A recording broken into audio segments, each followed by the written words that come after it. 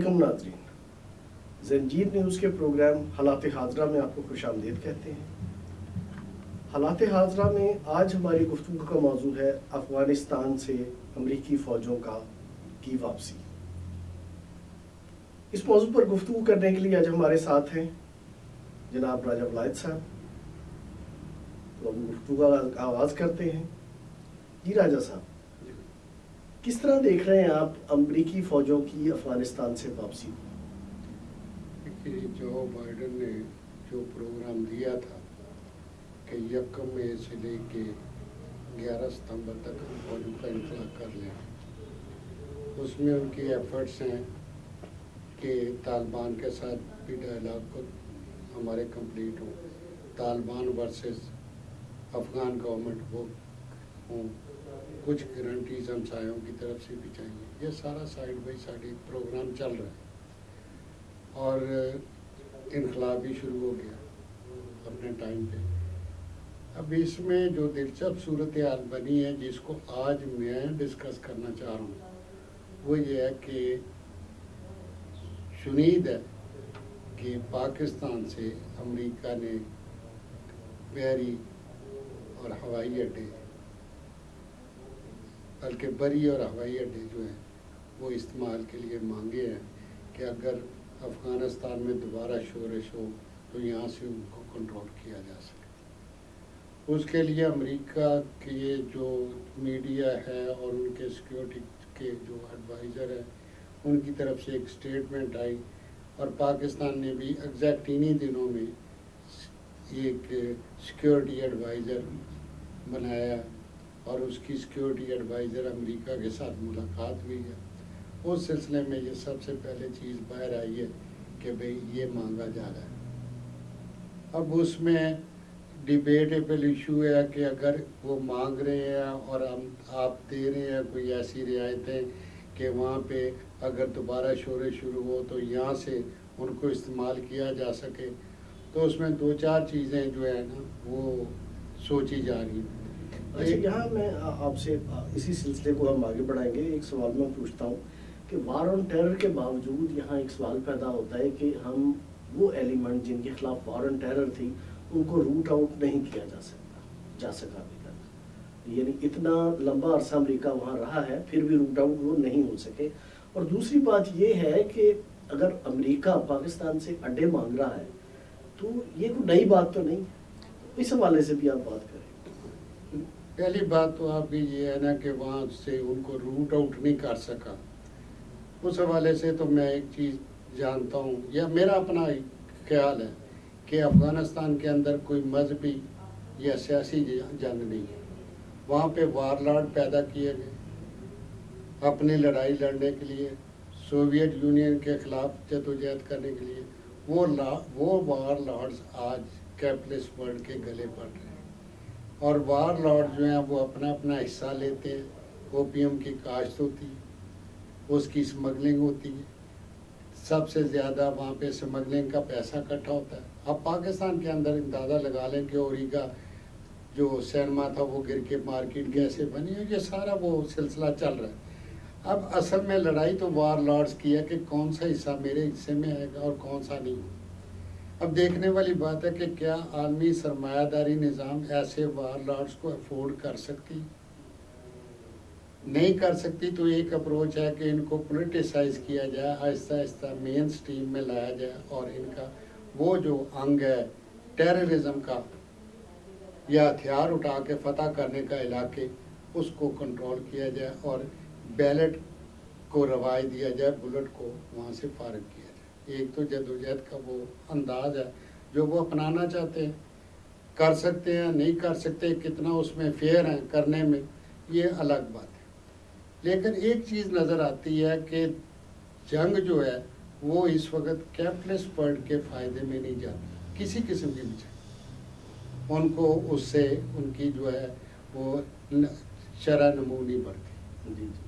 تو لہذا قوم جب کیپٹلسٹ ورلڈ کے فیور میں نہیں جاتی تو وہ اس کو کنٹرول کرنے کے لیے وہ غلطی جو 90 میں کر گئے تھے کہ سوویت یونین کے جانے کے فوراً بعد امریکہ نے انخلا کیا اور ویکیوم کریٹ کر دیا، وہ ویکیوم کریٹ ہونے کی وجہ سے جو تباہی وہاں ہوئی، وار لارڈ کے جس طریقے سے مضبوط ہوئے، وہ ان کو سمجھ آ رہی۔ اسی سلسلے میں اب وہ جو ہے پیش کر رہے ہیں کہ بھئی ان کو اگر دوبارہ ایسی صورتحال پیدا ہو، اس میں کوشش تو وہ کر رہے ہیں کہ یہ اس میں حصہ لیں، الیکشن میں حصہ لیں، پارٹ بنے، گورنمنٹ کا پارٹ بنے، اور لوگوں کے اندر جو ہے ڈائلاگ کو اور برداشت کو فروغ دیا جائے۔ لیکن اس کے ساتھ ساتھ جو ویسٹڈ انٹرسٹ کریٹ ہو گئے ہیں وار لارڈس کی، ان کو بھی کسی طریقے سے ختم کیا جائے۔ کس طرح کرنا ہے وہ کسی وقت بھی شورش اٹھا سکتے ہیں۔ ان کا سر توڑنے کے لیے ان کا خیال ہے کہ ہم بری اور ہوائی وہ کسی طریقے سے اپنی پوزیشن قائم رکھیں افغانستان کے ہمسائے میں، کہ ہم یہ بھی کہہ دیں طالبان کو کہ جی ہم نے انخلا کر دیا، اور اگر وہاں شورش اٹھے تو اس پہ کنٹرول کیا جا سکے۔ اس میں پاکستان کے ساتھ بات چیت ہو رہی ہے، اور پاکستانی گورنمنٹ جو ہے ڈینائی کر رہی ہے، لیکن میرے جو ہے علم میں آیا کہ 2003 میں انہوں نے شمسی ایئر بیس دیا تھا۔ ان کا خیال ہے وہ جو کانٹریکٹ ہے ان کو کنٹینیو کر لیا جائے، اور پہلے بھی جب وہ 9/11 کا ہوا تو بیری بیڑے سے بھی آپ نے فضائی ان کو سپیس دی تھی، اڑ کے آئے تھے، انہوں نے حملے کیے تھے۔ یہ ساری چیزیں آپ وہ سمجھتے ہیں۔ لیکن 2003 کا وہ جو شمسی ایئر بیس کا تھا، اس میں دو چیزیں ہوئی۔ ایک تو تھا کہ وہ UN ریزولوشن تھا کہ جہاں بھی ہوگا پوری جو دنیا ہے وہ مل کے ٹیررزم کے خلاف ایکشن لے گی، آپ اس کا حصہ تھے، وار اگینسٹ ٹیررزم۔ اس کے نتائج کچھ بھی نکلے ہوں جو ابھی ہم نے۔ دوسرا یہ تھا کہ شمسی ایئر بیس کے آپ نے سلالہ کے اوپر جب حملہ ہوا تھا، اس کے بعد پیپلز پارٹی گورنمنٹ تھی تو ایک معاہدہ ہوا تھا شمسی ایئر بیس، اس معاہدے کے تحت خالی کروایا گیا تھا۔ کیا وہ معاہدہ آپ وائنڈ اپ کر دیں؟ ایک بڑے دلچسپ سی صورتحال ہے نا، کچھ لوگ چاہتے ہیں کہ وہ اسی کو کنٹینیو کر لیا جائے، لیکن پاکستان ایک عجیب سا ہے کہ کانسٹیٹیوشنل اور عوام کو بتا کے اسٹیٹ فارورڈ تو معاہدے ہو نہیں رہے۔ اپنی یہ خواہش ہے کہ اس کو پارلیمنٹ کے اندر لایا جائے، اس کے اوپر ڈیبیٹ کروائی جائے، اور اگر آپ سمجھتے ہیں کہ وہ شورش افغانستان کے اندر ہوتی ہے اور اس شورش کا امپیکٹ پاکستان کے اوپر بھی ہوگا کہ وہ سے لوگ بھاگیں گے، ریفیوجی بنیں گے، پاکستان کے اندر بھی آئیں گے، اور پاکستان کو پھر ہوسٹ بننا پڑے گا ریفیوجیز کا، اس کو اوائڈ کرنے کے لیے۔ لیکن دوسری طرف آپ اور بھی غور کر لیں کہ اگر آپ یہ کرتے ہیں تو TTP پاکستان تحریک طالبان پاکستان، وہ آپ کے خلاف یہاں پہ ایکشن شروع ہو جاتا ہے۔ اب گلے میں پھنسا ہوا نا، نہ نکل سکتے نہ اگل سکتے۔ جس طرح امریکہ نے وہاں پہ اڈے اپنے بنا کے افغانستان میں وہاں سے اپنا دہشت گردوں کے خلاف جنگ لڑی ہے، پاکستان کا بھی تو یہ کہنا ہے نا کہ ہم نے، پاکستانی فوج کا یہ کہنا ہے کہ جو دہشت گرد فاٹا میں تھے، جو وہاں پہ قبائلی علاقوں میں تھے، ہم نے انہیں ختم کر دیا۔ تو ظاہر ہے اب اس طرح سے یہ خطرہ تو موجود نہیں ہے جس طرح 9/11 کے بعد یہاں ایک دم سے سر اٹھایا تھا اور گلی محلے شہروں تک پھیل گئے تھے۔ اب کیا اس طرح کا صورتحال دوبارہ دیکھنے کا امکان ہے یہاں پہ؟ میں اس کو ایک اور تناظر میں دیکھتا ہوں۔ میں پاکستان کچھ بھی کہتا رہے، ہماری ایلیٹ، ہماری جو فورسز، ہماری اسٹیبلش بڑی مزیدار ہے۔ TLP کو پین بھی کرتی ہے، TLP کے ساتھ سمجھوتا بھی کرتی ہے، وزیرستان سے مارتی بھی ہے، گڈ اور بیڈ طالبان پیدا بھی کرتی ہے، ان کے ساتھ شیئر بھی کرتی ہے۔ آپ دیکھیں نا، اگر تحریک طالبان نہیں ہے تو TLP کیا ہے؟ اس لیے اب وہ دوبارہ اکٹھے ہونے شروع ہوئے۔ بڑا عجیب سا پیچیدہ سا مسئلہ بنا۔ اسی لیے کہہ رہا ہوں کہ اس کو پارلیمنٹ کے اندر ڈسکشن ہونی چاہیے اس چیز کے اوپر کہ بھی اب اگر ہم نے شورش کو ختم کرنے کے لیے تو اس کی انڈورس اس کو کرے UN، جس میں سیکورٹی کونسل کے 5 ممبر ہوں، کہ ہم اس کو انڈورس کرتے ہیں کہ اگر کوئی شورش ہوتی ہے تو اس کے لیے پاکستان یہ 2 جو ہے ہمیں فیسلٹیز پرووائڈ کرے گا، नाटो को करे, एसाफ को करे, जिस तरह अफगानिस्तान में किया था। या आप अमेरिका, बाद हमारे जैसे दोस्त जो है वो चिढ़ जाएंगे कि अमेरिका को हमने नहीं देना, तो भाई आप इंटरनेशनल सिक्योरिटी फोर्सेस को दे दें, लेकिन इसकी एंडोर्समेंट यूएनओ से लेके और पार्लियामेंट के ज़रिए तय किया। आपकी बात बिल्कुल ठीक है कि इन्होंने वहाँ से ख़त्म कर लिया, लेकिन वो तो दोबारा इकट्ठे हो रहे हैं। रोज़ दो चार जो सिक्योरिटी फोर्सेस के बंदे हैं वो मारे जाते हैं। आपका कहने का मतलब ये है कि अगर अड्डे देने भी हैं अमेरिका को, तो कोई अंडरहैंड डील नहीं होनी चाहिए, ओपन होना चाहिए सारा कुछ। और इसी तरह जिस तरह मुश्किल हालात में मुश्किल फैसले करने के वक्त सारे सियासतदानों को इकट्ठा किया जाता है, चाहे वो फौजी अदालतें कायम करने का मामला हो या आर्मी चीफ को एक्सटेंशन देने का मामला हो, तो सारी सियासी ताकतें इकट्ठी होती हैं और वो फिर ओनरशिप लेती हैं, फैसले करती हैं। तो यहाँ भी पार्लियामेंट को के प्लेटफॉर्म से फैसला होना चाहिए और पॉलिटिकल ओनरशिप होनी चाहिए बजाय किसी अंडरहैंड डील के। वेल सेड, यही बिल्कुल ही कि हमें ये तमाम को ऑन बोर्ड लेके कंसेंसस करके फिर इसको तय कर। तो हमारी जो अपना फैसला कुन कुव्वतें हैं यहाँ पे पाकिस्तान में, क्या ये उन्हें बात खुद से समझ आ जाएगी या इसके लिए भी कहीं बाहर से या कोई प्रेशर उन पे आएगा तो फिर उन्हें ये बात समझ आएगी, या कोई हालात से उन्होंने अभी तक इस तरह सीख लिया है वो इस तरह का फैसला करें? मेरा ख्याल उनको समझ नहीं आएगी। उन्होंने आपके बिल्कुल आपके सामने है कि उन्होंने मदारस के लिए एक वफाक में खुद एक प्रोग्राम बनाया कि सबको हम यूनिफॉर्मिटी ले के आएंगे। साथ फजलुर रहमान को किसने आगे कर दिया ये नारा लगा। ज़रा गौर कर लें कि इसके अंदर क्या क्या हमने क्या पैदा किया और उसका फसल कौन सी है जो हमें काटनी पड़ रही। कल ही मौसूफ ने धमकियाँ दी कि हम ये कर देंगे, हम वो कर देंगे।